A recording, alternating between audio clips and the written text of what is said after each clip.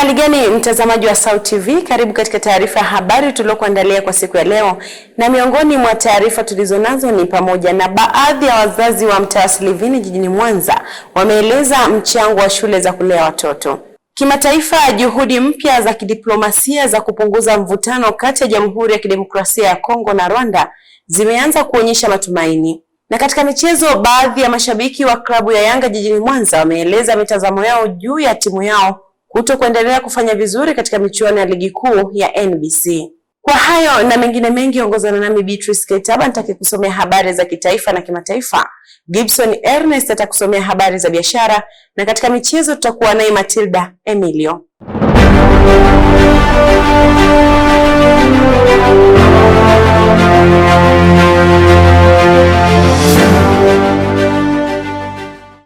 Baadhi ya wazazi wa mtaa Silivini jijini Mwanza wameeleza kuwa shule za kulelea watoto maarufu kama daycare zina mchango mkubwa katika malezi na maendeleo ya watoto wadogo, kwani kunawasaidia kujifunza nidhamu, kushirikiana na wenzao pamoja na kupata maarifa ya awali kabla ya kuanza elimu ya msingi. Mwanahabari wetu Shukuru Kapigi ametuandalia undani wa taarifa hii. Katika miaka ya hivi karibuni kumekuwa na ongezeko la uelewa miongoni mwa jamii kuhusu umuhimu wa malezi na elimu ya awali kwa mtoto. Wataalamu wa elimu wanasema kuwa hatua za mwanzo za ukuaji wa mtoto zina mchango mkubwa katika kujenga msingi wa maarifa, nidhamu na maendeleo ya jamii. Hali hii imefanya wazazi wengi kuanza kuona umuhimu wa kuwapeleka watoto wao katika vituo vya kulelea watoto na shule za awali ili wapate malezi pamoja na maandalizi ya kuanza elimu rasmi. Ni katika muktadha huo ambapo baadhi ya wananchi katika mtaa Silivini wameeleza maoni yao kuhusu umuhimu wa kuwepo kwa vituo vya kulelea watoto, yani daycare, pamoja na shule za awali katika jamii. Mtoto anapokuwa akifundishwa kule mambo mbalimbali, anafurahi na kuchangamana na wenzake. Kwanza inamjengea urafiki na watoto wenzie na inakuza uelewa na akili wakati anapokuwa akianza yale madarasa ya chekechea au madarasa ya awali. Madarasa ya kwanza anakuwa na uwezo mkubwa kama lina umuhimu, na hiyo yote ni wazazi kukwepa majukumu yao ambao sasa hivi wamechukulia sasa zaidi. Kwa hiyo inawapelekea watoto wanakosa malezi ya wazazi wao, pia na upendo hiyo wazazi wao wanakosa. Sioni kama ni ubizi wa wazazi, la hasha. Umuhimu wa kuweka watoto wetu wakiwa katika umri mdogo ambao tayari ameshaanza kuchangamka inamsaidia kumletea changamoto zaidi na pia kuelewa katika umri mdogo. Hivyo inaleta faraja kwa mtoto au hata kwa mzazi, mtoto anapochangamka zaidi na kuelewa vizuri. Mpaka hapo tumeweza kufahamu juu ya umuhimu wa kupeleka watoto shule ingali bado wana umri mdogo. Kutoka katika mtaa Silivini, jina langu ni Shukuru Kapigi, SAUT TV. Asante sana Shukuru Kapigi kwa taarifa hiyo. Na tukisalia hapa jijini Mwanza, mkuu wa wilaya Ilemela jijini Mwanza Amiri Mkalipa amewataka vijana wote waliopokea mikopo ya 10% ya mapato ya ndani ya halmashauri kutumia vyema kwa lengo la kufanya maendeleo binafsi pamoja na kurudisha marejesho kwa wakati kabla ya serikali kuwachukulia hatua. Mwanahabari wetu Elisante Mwanga ametuandalia taarifa hii. Vijana ni taifa la kesho, na tayari baadhi ya maeneo jijini Mwanza vijana wameanza kupewa mikopo ya 10% ya pato la ndani la halmashauri. Leo nipo kata Luchelele jijini Mwanza nikiongea na baadhi ya vijana nini hasa faida ya mikopo hii ambayo wanapewa na serikali. Huu mkopo wa 10% mimi nanufaika. Nikianzisha biashara naweza nikachukua ile faida ambayo naipata kwenye ile biashara yangu, naweza nikawekeza kwenye sekta nyingine. Kwa mfano naweza nikawekeza kwenye sekta ya kilimo ambao nitaweza kununua pembejeo bora na mbegu bora ambazo zinaweza zikanisaidia kunufaika mimi, na pia ili kurudisha ile riba nafuu. Inaweza kunifaidisha kwa kuwa napata mtaji ambao utasababisha mimi niweze kuanzisha biashara mbalimbali, kwa mfano kufungua saluni, duka la kawaida au hata kwa upande wa kilimo. Na baadhi ya viongozi wa serikali jijini Mwanza wamewaasa vijana nini wafanye juu ya hii mikopo na namna gani ya kuirudisha. Niwaombe sana vijana, fedha hizi sio ukipata unakwenda kuongeza mke mpya. Atakayechezea fedha hizi lazima tutamchukulia hatua kali na madhubuti. na yaweza mambo yote katika yeye anitiaye nguvu. Vijana tunawasihi, fedha hizi ni za mrejesho, ila faida yako ukipata, ukiamua kwenda kumwagilia moyo, Waarabu wanasema familillah, nenda. Nikiripoti kutoka kata ya Lushelelo jijini Mwanza, Elisante Mwanga, SAUT TV. Asante sana Elisante Mwanga kwa taarifa hii. Na makamu wa rais wa Tanzania Daktari Emmanuel Nchimbi ametoa wito kwa Wizara ya Maliasili na Utalii kupitia Taasisi ya Utafiti wa Misitu Tanzania kufanya tafiti zitakazojibu changamoto mbalimbali za wakulima wa miti wanazokabiliana nazo, hususan zinazojitokeza kwenye misitu asili. Daktari Nchimbi ametoa wito huo leo katika hotuba yake kwenye maadhimisho ya Siku ya Misitu Duniani na uzinduzi wa kampeni ya kupanda miti kitaifa ambayo imefanyika mkoa wa Lindi. Kelvin Milanzi ana undani wa taarifa hii. Ikiwa dunia inaadhimisha siku ya misitu duniani, Tanzania inaungana na nchi zingine duniani kuadhimisha siku hiyo ambayo hufanyika kila mwaka ifikapo tarehe 19 Machi, ikiwa ni sehemu ya utekelezaji wa kampeni ya kitaifa ya upandaji miti julikanayo kama 27 ya kijani iliyoasisiwa na Rais wa Jamhuri ya Muungano wa Tanzania Mheshimiwa Daktari Samia Suluhu Hassan. Kitaifa, uzinduzi wa maadhimisho ya siku hiyo ya misitu duniani na kampeni ya upandaji miti imefanyika mkoani Lindi, ambapo mkuu wa mkoa wa Lindi Zainab Telak amesema mkoa huo umebarikiwa kuwa na utajiri mkubwa wa misitu ya asili, ambapo 77.2% ya eneo limefunikwa na uoto wa asili unaojumuisha misitu na mapori. Kwa upande wake, makamu wa rais Daktari Emmanuel Nchimbi amesisitiza kuwa ajenda ya upandaji miti, uhifadhi wa misitu na utunzaji wa mazingira ni kipaumbele cha kwanza cha taifa na kinagusa makundi mbalimbali katika jamii kwa njia ya ukusanyaji na usambazaji wa mbegu za miti, ukulima wa miti na biashara mazao ya misitu. Aidha, amebainisha kuwa licha ya juhudi za utunzaji misitu, bado kuna uharibifu mkubwa wa hifadhi na misitu, haswa mikoko, kutokana na ukataji miti, kazi za kilimo na uchomaji moto wa mara kwa mara, na kuutaka uongozi wa mkoa wa Lindi kuhakikisha maeneo ya misitu yanalindwa na kutunzwa. Sambamba na hayo, Dr. Nchimbi amehitimisha hotuba yake kwa kusisitiza mambo kadhaa, ikiwemo uzinduzi wa kampeni ya miti kitaifa ni sehemu ya kutambua na kuunga jitihada za Rais Samia kutunza mazingira. Ni muhimu kutoa elimu kwa wananchi wanaoishi karibu na hifadhi na misitu ya asili na mashamba ya miti kuhusu matumizi bora ya ardhi na uchomaji holela wa misitu. Wizara ya Maliasili na Utalii kupitia Taasisi ya Utafiti wa Misitu Tanzania kufanya tafiti zitakazojibu changamoto mbalimbali za wakulima wa miti wanazokabiliana nazo, hususan zinazojitokeza kwenye misitu ya asili na kuhitaji zoezi la upandaji miti kuwa endelevu. Ni taarifa yake Kelvin Milanzi. Mtazamaji, tupate mapumziko mafupi, tukirejea ni habari za kimataifa.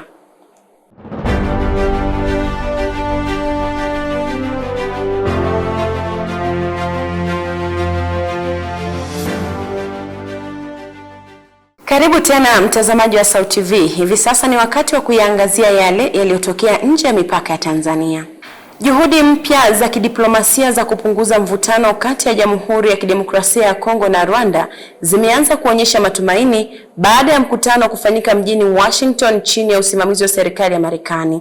Katika mkutano huo, pande zote mbili zimekubaliana kuchukua hatua za kupunguza uhasama na kuendeleza mchakato wa amani mashariki mwa Kongo, eneo ambalo limeshuhudia mapigano makali yanayohusishwa na kundi la waasi la M23. Kwingineko huko Italia, Waziri Mkuu wa Italia Giorgia Meloni amezidi vita vinavyoendelea huko Mashariki ya Kati katika mzozo kati ya Irani dhidi ya Israel pamoja na Marekani. Meloni amelalamika kuhusu kupuuzwa kwa sheria za kimataifa katika mashambulizi yanayofanywa dhidi ya Irani. Mwandishi wetu Abdulisami Hawanga anaeleza kwa kina juu ya taarifa hizi za kimataifa. Nchi za Jamhuri ya Kidemokrasia ya Kongo na Rwanda zimekubaliana kupunguza uhasama wao uliodumu kwa kipindi kirefu baada ya kufanya mazungumzo huko Washington chini ya usimamizi wa Marekani. Ilikuwa ni mkutano wa kwanza kati ya pande hizo tangu idara ya hazina ya Marekani ilipoiwekea vikwazo jeshi la ulinzi la Rwanda na maafisa 4 wakuu mnamo Machi 2 mwaka huu. Washington ililaumu Rwanda kwa kuunga mkono kundi la waasi la M23 na kuendeleza vurugu huko mashariki mwa Kongo. Wakati huo Rwanda ilikanusha kuiunga mkono M23. Ikumbuke kuwa M23 ilifanya mashambulizi makali mashariki mwa Kongo mnamo Januari 2025 na bado inashikilia maeneo makubwa ya ardhi nchini humo. Katika mkutano huo, makubaliano hayo yanajumuisha kuheshimu mipaka ya kila nchi, kuondoa vikosi katika maeneo yenye mvutano, pamoja na juhudi za pamoja za kulinda raia na kudhibiti makundi yenye silaha kama FDLR. Hata hivyo, changamoto bado zinaendelea, huku tuhuma za kuhusika kwa Rwanda katika mgogoro huu zikiendelea kukanushwa. Hatua nyingine iliyofikiwa katika mkutano huo ni kutengwa kwa vikosi na kuondolewa kwa hatua za kujilinda na Rwanda katika maeneo yaliyoainishwa katika eneo la DRC, juhudi zilizopangwa na zilizoamrishwa na DRC za kuituliza FDLR na ulinzi wa raia wote. Kundi hilo la FDLR lilianzishwa na Wahutu waliokimbia Rwanda baada ya kushiriki katika mauaji ya kimbari ya mwaka 1994 ambayo yaliua karibu Watusi milioni 1 na Wahutu wenye msimamo wa wastani. M23 inasema inapigana kulinda jamii za Watusi mashariki mwa Kongo. Ikumbuke kuwa Rwanda na DRC Kongo zilisaini makubaliano ya amani huko Washington mnamo Disemba kama sehemu ya juhudi za Rais wa Marekani Donald Trump za kuleta amani na kuvutia mabilioni ya dola katika uwekezaji wa magharibi. Na kwingineko katika habari za kimataifa, licha ya kuwa mshirika wa kiitikadi wa Donald Trump barani Ulaya, waziri mkuu wa Italia Giorgia Meloni amesisitiza na kukemea juu ya kupuuzwa kwa sheria za kimataifa katika mashambulizi dhidi ya Iran. Mabadiliko haya ya msimamo yanakuja huku Roma ikitangaza kurejeshwa kwa muda kwa wanajeshi wake 300 kutoka Kurdistani nchini Iraq. Siku ya Jumatano mbele ya bunge, Giorgia Meloni alikosoa vikali mashambulizi ya Marekani dhidi ya Irani, akilalamika kuhusu mwelekeo unaoongezeka wa kuingilia kati vita hivyo nje ya mfumo wa sheria za kimataifa. Akisisitiza zaidi, Giorgia Meloni amesema kuwa vifo vya wasichana 168 wa Iran katika shambulio la kombora lililohusishwa na Marekani ni miongoni mwa viashiria vya kutoheshimiwa kwa sheria hizo za kimataifa. Hata hivyo, Meloni amebainisha kuwa kwa sasa Marekani haijaiomba Italia ruhusa ya kutumia kambi mbalimbali nchini humo kwenye rasi hiyo kufanya mashambulizi yake katika vita hiyo ya Mashariki ya Kati, na kusema kuwa endapo Marekani itatuma ombi hilo, Roma itahitaji kuidhinisha hilo kupitia kura ya bunge. Kwa msisitizo zaidi, Meloni alisema Italia haiko vitani, akisema Roma pia inataka mzozo huo kuisha mara moja iwezekanavyo kutokana na utegemezi wake mkubwa wa gesi kutoka Ghuba. Abdul Sami Hawanga, SAUT TV. Shukrani sana Abdul Sami Hawanga kwa taarifa hizo za kimataifa. Tupate mapumziko mafupi, tukirejea tutaungana na Gibson Ernest atakayekusomea habari za biashara. Endelea kusalia nasi. Wiki hii kwenye The Comment. Mwingine sijui amechukua mwezi wa kunywa sumu. Kwa ni humo mapenzi pesa. Ndio lazima apate msongo wa mawazo, kama alikuwa yuko serious na mahusiano, akiachwa lazima apate msongo wa mawazo. So ninafikiria sana kuhusu pesa. Kwa hiyo nikikosa hata pesa na lazima huwa nakosa hata kulala. Nakosa hata kulala kwa sababu ya pesa. Kila Ijumaa saa 11 kamili jioni kupitia Instagram, Facebook na TikTok @SAUTVTZ.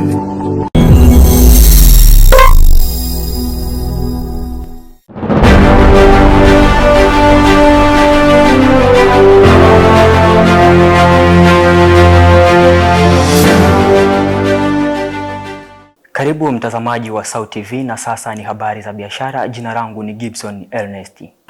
Wakazi wa kata ya Nyegezi jijini Mwanza wamesema kuwa mfumuko wa bei ya mafuta duniani umesababisha kupanda kwa bei ya mafuta, jambo ambalo limepelekea changamoto kubwa katika sekta ya usafirishaji wa abiria nchini Tanzania. Wakizungumza na SAUT TV habari, wameeleza kuwa kufuatia mapigano yanayoendelea Mashariki ya Kati yamesababisha bei ya mafuta kubadilika kwa sasa duniani. Mwanahabari wetu Esau Ndimbo ametuandalia taarifa ifuatayo. Ikiwa ni kipindi cha mfungo kwa upande wa Wakristo na upande wa Uislamu, baadhi ya wafanyabiashara wamelalama hali ya kibiashara ilivyo kwa sasa.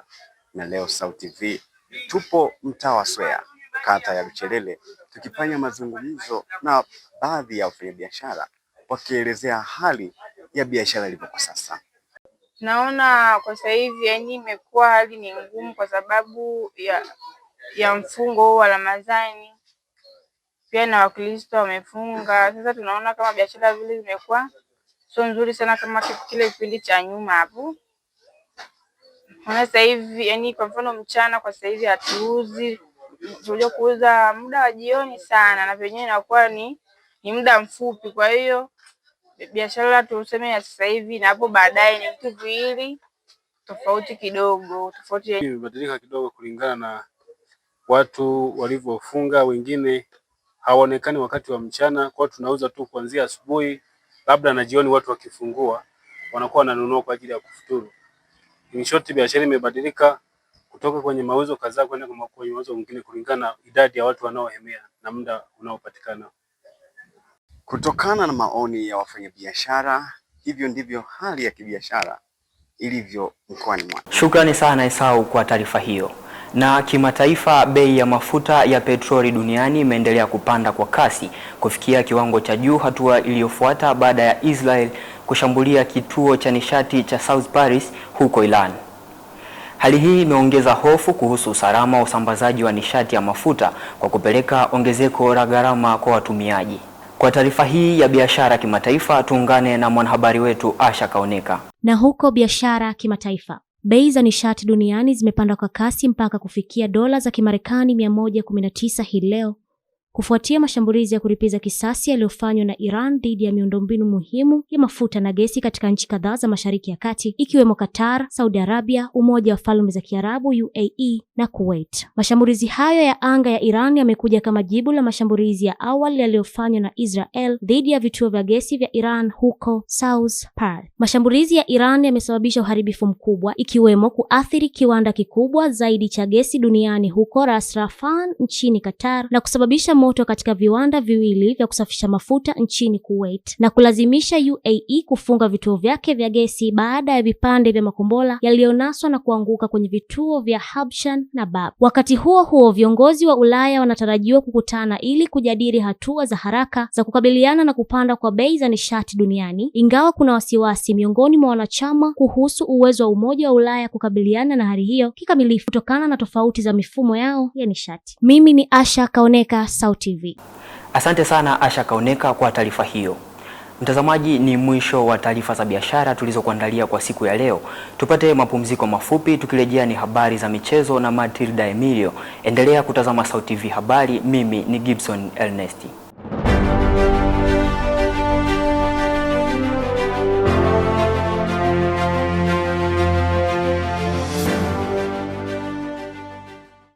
Ni matumaini yangu umzima wa afya, mwanamichezo mwenzangu. Karibu katika habari za michezo. Jina langu ni Matilda Emilio. Baadhi ya mashabiki wa klabu ya Yanga jijini Mwanza wameeleza mitazamo yao juu ya timu yao kuendelea kufanya vizuri katika michuano ya ligi kuu NBC.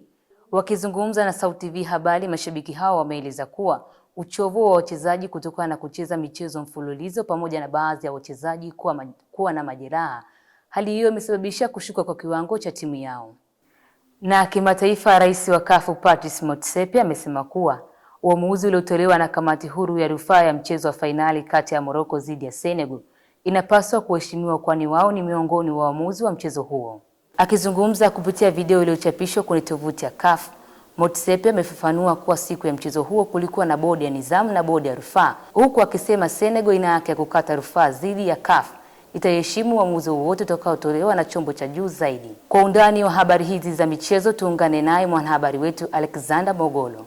Takribani michezo mitatu klabu ya Young Africans imeendelea kutokufanya vizuri katika michuano ya NBC Premier League. SauTV tumezungumza na baadhi ya mashabiki wa klabu hiyo ambao pengine wametoa mitazamo yao, pengine vitu ambavyo vinachangia klabu hiyo kutokufanya vizuri. Kwa upande wangu, Yanga sio kwamba imeshuka kiwango au pengine labda haifanyi vizuri, ila timu ambazo zinakutana nazo ni timu ambazo zimejipanga kukabiliana na Yanga. Kingine tunaweza kusema labda majeruhi ya baadhi ya wachezaji, tumeona Jogu pamoja na Baka kwenye game ya jana hawakuepo, ino ilichangia kufanya vizuri katika baadhi ya michezo. Kutokufanya vizuri kwa Yanga kwenye michuano ya NBC Premier League, tunaweza kusema kwamba kumbuka Yanga ametoka kushiriki michuano ya CAF Champions League, kwa maana ya kwamba mashindano ya klabu bingwa barani Afrika.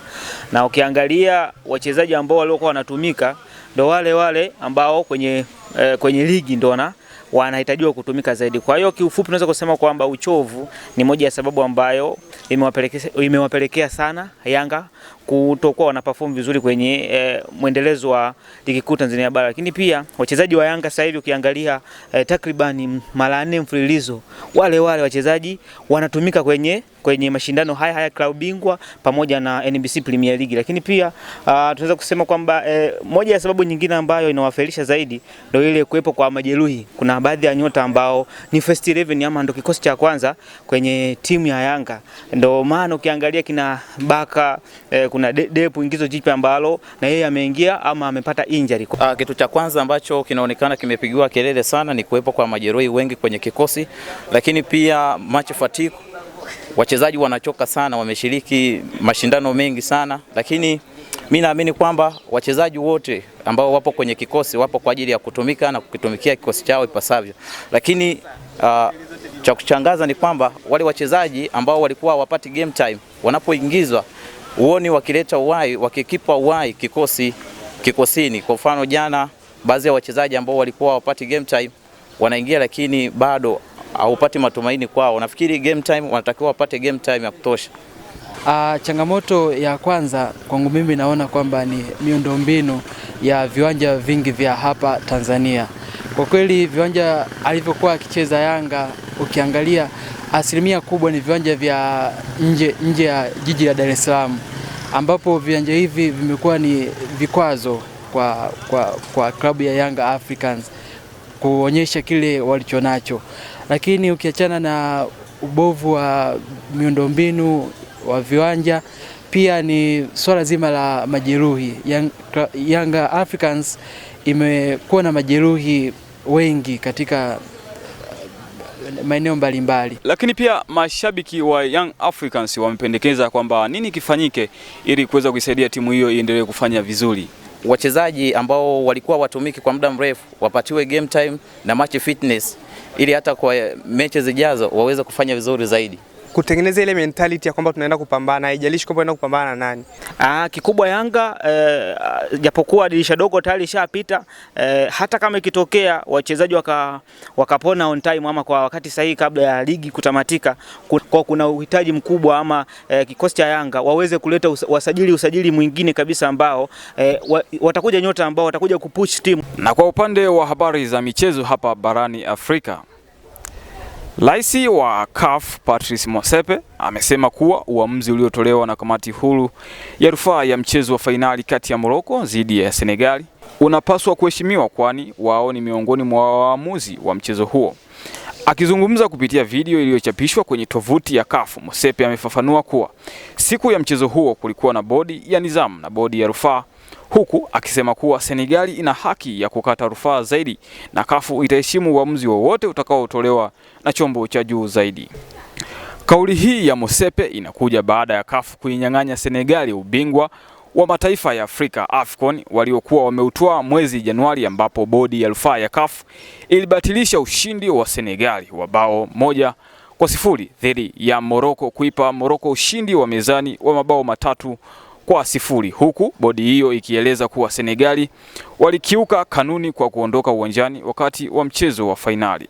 Aidha, Motsepe ameeleza kuwa wajumbe wa bodi hizo huchaguliwa kutoka kwa mapendekezo ya nchi wanachama 54 wa CAF na kwamba wanajumuisha wataalamu wenye heshima kubwa wakiwemo majaji na wanasheria waliobobea barani Afrika ambao kwa mujibu wa rekodi zao zinaonyesha uadilifu na weledi katika maamuzi yao. Alexander Mogolo, South TV. Asante sana Alexander Mogolo kwa taarifa hizo za michezo. Hadi kufikia hapo sina la ziada katika michezo kwa siku ya leo. Jina langu ni Matilda Emilio na sasa nirudishe kijiti kwake kwa Beatrice Kataba kwa kutimisha habari kwa siku hii ya leo. Asante sana Matilda Emilio kwa taarifa hizo za michezo. Na mtazamaji, taarifa hizo za michezo zinatutamatisha taarifa ya habari kwa siku ya leo. Lakini kabla ya kumaliza taarifa ya habari, tupate tena muhtasari wake. Baadhi ya wazazi wa mtaa Silivini jijini Mwanza wameeleza mchango wa shule za kulea watoto. Kimataifa, juhudi mpya za kidiplomasia za kupunguza mvutano kati ya Jamhuri ya Kidemokrasia ya Kongo na Rwanda zimeanza kuonyesha matumaini. Na katika michezo, baadhi ya mashabiki wa klabu ya Yanga jijini Mwanza wameeleza mitazamo yao juu ya timu yao kutokuendelea kufanya vizuri katika michuano ya ligi kuu ya NBC. Kufikia hapo sina la ziada. Kwa niaba ya wote walioshiriki kuandaa taarifa hii ya habari, jina langu ni Beatrice Kaitaba. Nikutakia utazamaji mwema wa vipindi vingine kutoka hapa SAUT TV. Uwe na wakati mwema.